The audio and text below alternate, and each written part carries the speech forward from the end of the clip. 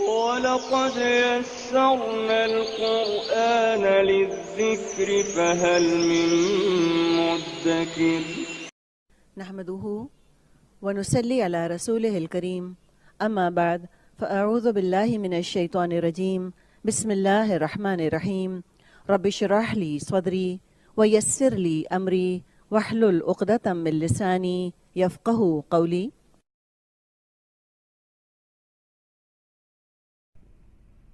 و اور قول کہا لہم لیے ان کے ل پلس ہم نبیو نبی نے ہم ان کے نبیہم نبیو پلس ہم ان بے شک آیت نشانی ملکی بادشاہت کی ہی اس کی آیت ملکی ہی ان کہ یأتیہ آئے گا کم تمہارے پاس التابوت تابوت یأتیکم التابوت فیہ اس میں. اب یہ تابوت لفظ بھی شاید ہی آپ کو کہیں آگے پیچھے اور ملے. یہ بھی بڑا ہی خاص ایک طرح سے سورہ بقرہ کا لفظ ہے. تابوت اس کا مادہ وہی ہے جو کہ توبہ کا مادہ ہے. تا واؤبا. تابوت صندوق کو کہتے ہیں. صندوق کی طرف لوٹ لوٹ کے انسان آتا ہے, کھولتا ہے, چیزیں نکالتا ہے. ہم بھی تابوت کہتے ہیں, صندوق جو کہتے ہیں. تابوت تابوت فی ہی اس میں فی پلس ہی سکینتن تسکین ہے, سین کاف نون مادہ ہے. تا کو دیکھ لیں, مؤنث اسم کی علامت ہے, دو پیش کی تنوین ہے, نکرہ اسم ہے.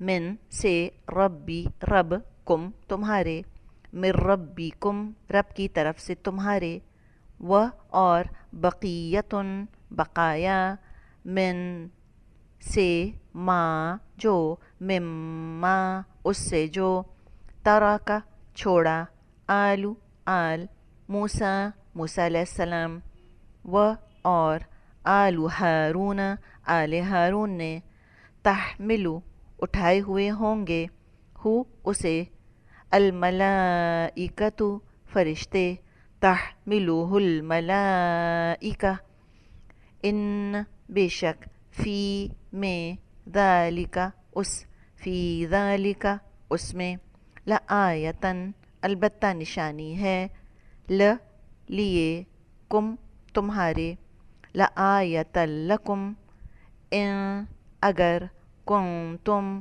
ہو تم مؤمنین ایمان لانے والے. اچھا یہ اینا کی آواز دیکھ رہی ہیں نا آپ, شروع میں میم ہے, وہ ہو گیا اسم کی علامت. اس لیے کہ ہم مادہ جب تلاش کریں تو حمزہ میم نون مادہ تو پورا مل رہا ہے ہم کو, تو میم جو ہے یہ اسم کی علامت ہے. حمزہ میم نون مادہ آ گیا, اور آگے اینا جو آپ دیکھ رہی ہیں یہ مذکر جمع اور اسم اس کی علامت ہے. مؤمنین.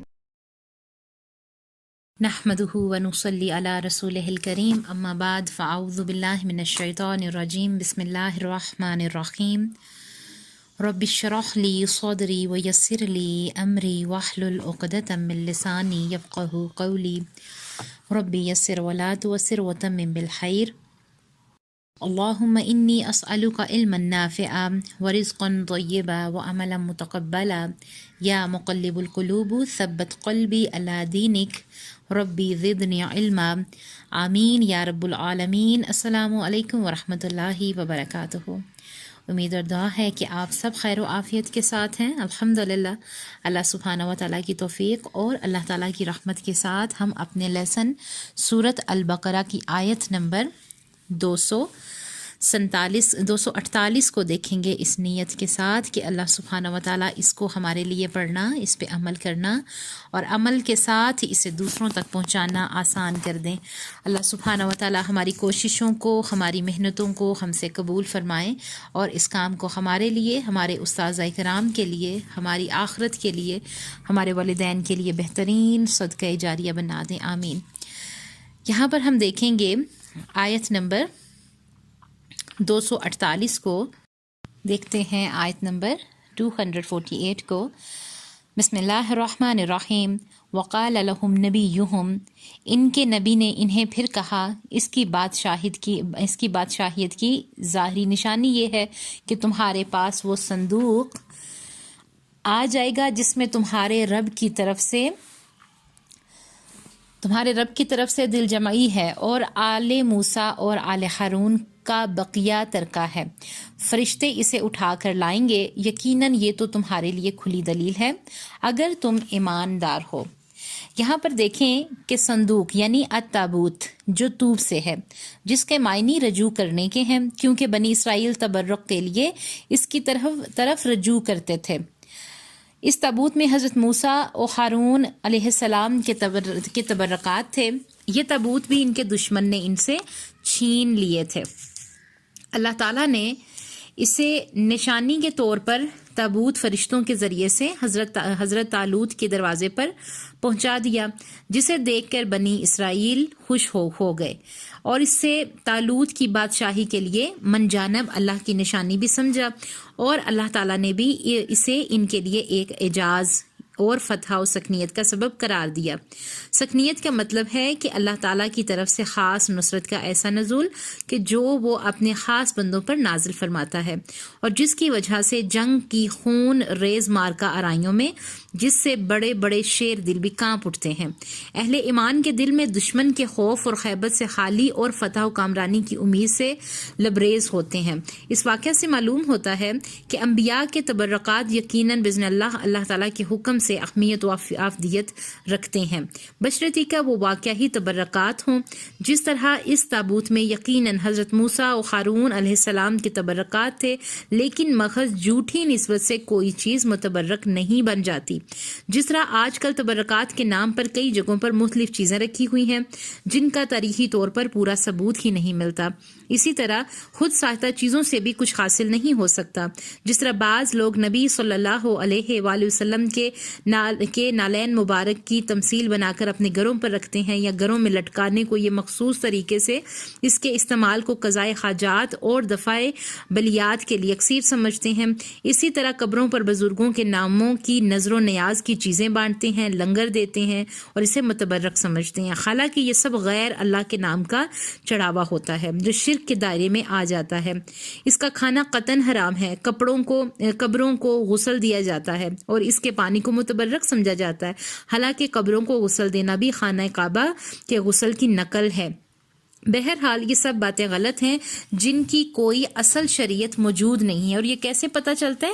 جب ہم قرآن کو پڑھتے ہیں اور سنتوں کو دیکھتے ہیں تو ہمیں پتہ چلتا ہے کہ ہمیں کتنی ساری چیزوں میں اپنی اصلاح کی ضرورت ہوتی ہے. بہت سی ایسی چیز ہوتی ہیں جیسے کہ مسلمان جب الگ ملک ہمارا بنا پاکستان، تو ہمارے باپ دادا پیچھے ہندوستان میں یعنی کہ اکٹھے رہتے آئے تھے ہندوؤں کے ساتھ، بہت ساری چیزیں ان کے ساتھ سے ہمارے ساتھ ہماری نسلوں میں آتی گئیں.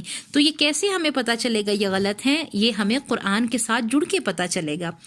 اللہ تعالیٰ نے ان کو تسلی کے لیے معجزے کی نشانی کی کہ طالوت کے دور میں تمہیں تابوت واپس مل جائے گا. وہ ظالم حکمران جو ان سے تابوت سکینہ چھین کر لے گئے تھے، اللہ کی طرف سے وہ جہاں بھی تابوت کو لے جاتے وہاں کوئی وبا آ جاتی. وہ تابوت کو منحوس سمجھنے لگے. اس دور میں قوموں کو معجزے دکھائے جاتے تاکہ وہ مان لیں.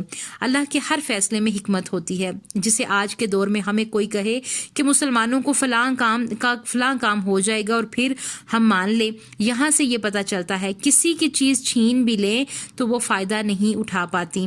اللہ تعالیٰ نے جب کچھ کرنا ہوتا ہے تو اسباب بھی پیدا کر دیتا ہے اور پھر ہم حیران ہو جاتے ہیں. اب اگلی آیت میں دیکھیں گے کہ اب طالوت نے کچھ شرائط رکھی تو ان کے لیڈر نے ان سے کہا. اس کے بارے میں ہم اگلی آیت میں دیکھیں گے. تب تک کے لیے ہم دعا کریں گے کہ اللہ سبحانہ و تعالی ہمیں بدعت سے، شرک سے اپنی پناہ میں رکھے اور ہمیں علم و فہم عطا فرمائیں تاکہ ہم قرآن کے ساتھ جڑ کے اپنی اصلاح کر سکیں. اللہ تعالی ہم سب کی اصلاح فرمائے. آمین. سبحان ربک رب العزت عما یصفون وسلام علی المرسلین والحمد للہ رب العالمین. السلام علیکم ورحمۃ اللہ وبرکاتہ.